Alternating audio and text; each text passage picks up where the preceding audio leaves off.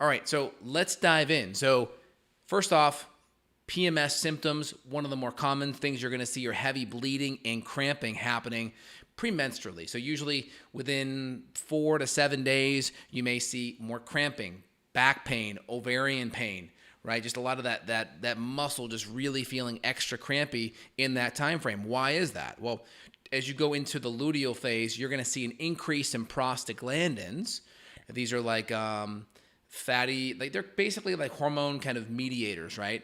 And they play a major role on inflammation. And one of the big prostaglandins that you're going to see increase is that prostaglandin E2. And those prostaglandins are going up to help that uterus contract, to help slough out that endometrial lining. And when prostaglandins are out of balance, typically due to low progesterone, progesterone is a very powerful anti-inflammatory, so it helps modulate that prostaglandin E2. So does really good fats like fish oil, even some GLA-6 fats like black currant seed oil or borage oil can really help modulate those fatty acids. And so one of the first things we're going to do is we're going to actually look at progesterone. You're commonly going to see a luteal phase defect, either a shorter luteal phase or lower progesterone in that luteal phase, and that can cause prostaglandins to potentially go up. So anytime we start seeing cramping issues, right, and prolonged heavy bleeding, is a chance that we have increase in prostaglandins and we have low progesterone. So one of the first things we got to look at is, why is that progesterone low?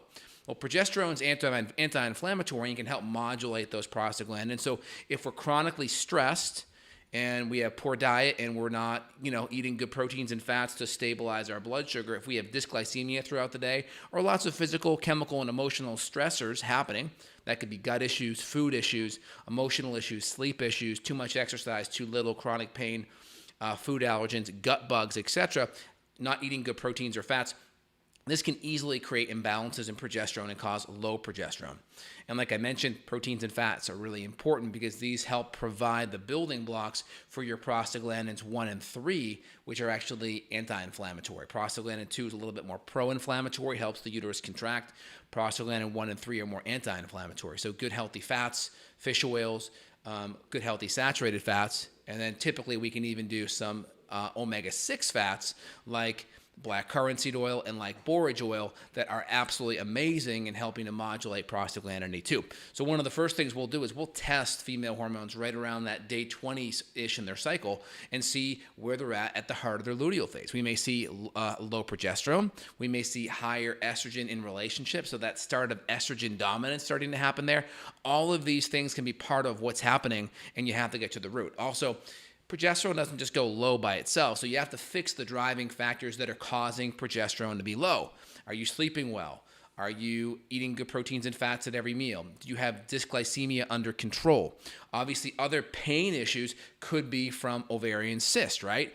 Ovarian cysts are going to be essentially when you have cysts in the ovaries, and that can be driven by lots of androgens and insulin. So if we're doing too much carbs and we have a lot of dysglycemia, our blood sugar's oscillating, that could be a thing. We could see things like endometriosis, right? Chocolate cyst. This is when we have endometrial tissue essentially in the uterine lining growing outside of the uterus, on the ovaries, etc.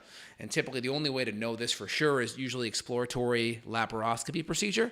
So it's kind of like doctors kind of giving their best guess on it, right? Either way, the hallmark for a lot of these things is estrogen dominance. High levels of estrogen, low progesterone, and then of course the ovarian cyst is a little more unique. That's where we're going to see surging levels of insulin, which are going to then drive up testosterone, and that's going to cause more ovarian cysts to grow. But, ovarian cyst pain, uterine cramping pain, you may not know the difference, right? Obviously, if a uterine cyst explodes or an ovarian cyst explodes, you're going to feel that. That's usually really painful.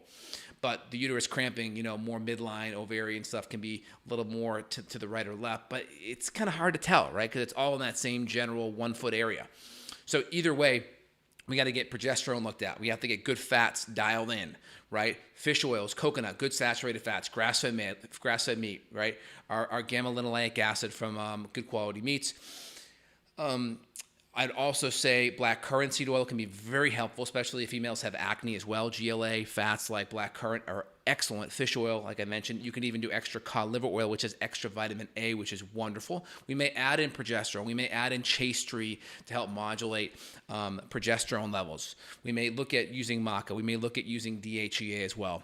We may also look at estrogen metabolism. If we're not metabolizing or detoxifying estrogen, that could be a problem. So we may look at DIM and different sulfur and glutathione like compounds to help with metabolism. We may also look at gut bacterial imbalances. If we see things like beta-glucuronidase elevated, that's a bad bacterial enzyme, and that enzyme can deconjugate estrogen that's being escorted out of the body. So that bad bugs can make this enzyme beta-glucuronidase, which can then deconjugate, which means it takes away the protein bound to that estrogen to help it be detoxified. So things like that can also, in the gut, impact your hormone metabolism. So we have to look at all these different variables.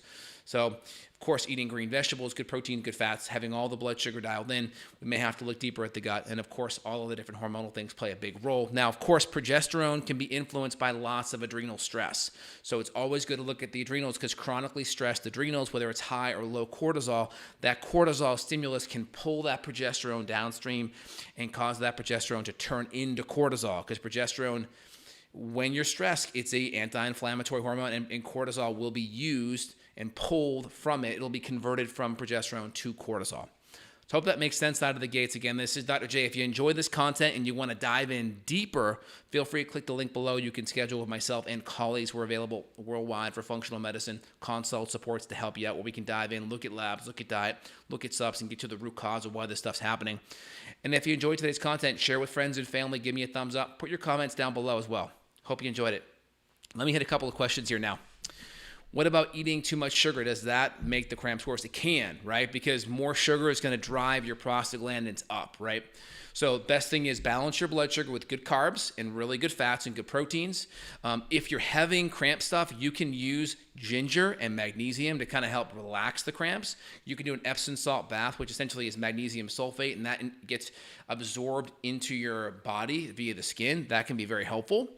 There's a very good herb called cramp bark. I think it's viburnum, but it's cramp bark for short. I think it's viburnum, and that's very helpful at modulating that tissue there. Of course, there's other herbs that can be used like black cohosh and dong quai help modulate estrogen. There's some herbs like ginger, valerian are also very wonderful for calming that tissue. And then we may add in progesterone. We may add in some of these really good fats like black currant and extra fish oil or cod liver oil as well. But yeah, keeping the carbs and the refined sugar under control will help. Grass-fed meat, some good quality like sockeye salmon, all very good. Shantae writes in, oh my God, just about the consultation with you today. I'm experiencing painful cramps. I can't take it anymore. This video is for me. Was immediately clicked on it. Awesome. Great. Well, I must have gotten your message in the field, Shantae. Very cool. Look forward to working with you really soon. Excellent. So very important, when you look at hormones, it's good to look at the adrenals because the adrenals have a major effect on cortisol and your cortisol rhythm. That has a major effect on progesterone. So it's good to look at your adrenals, female hormones, progesterone. Also good to make sure your estrogen levels aren't way out of whack. And so all of the estrogen hormones can come from plastics and pesticides, hormones in the meat, and making sure hormones, pesticides, plastics, those would be the big ones. Make sure all those things are dialed in, and also the runoff in the water potentially. So make sure those 3 or 4 vectors are good, organic food's good, and that gives you kind of a good starting block out of the gates. And then looking at adrenals and female hormones, potentially thyroid if there's some thyroid issues, and then of course dialing in the gut because that's where all the building blocks come to play. All right, guys, this is Dr. J. If you enjoyed it, give me a thumbs up, comment, and share. Appreciate it. You guys have a phenomenal day. Take care, y'all. Bye.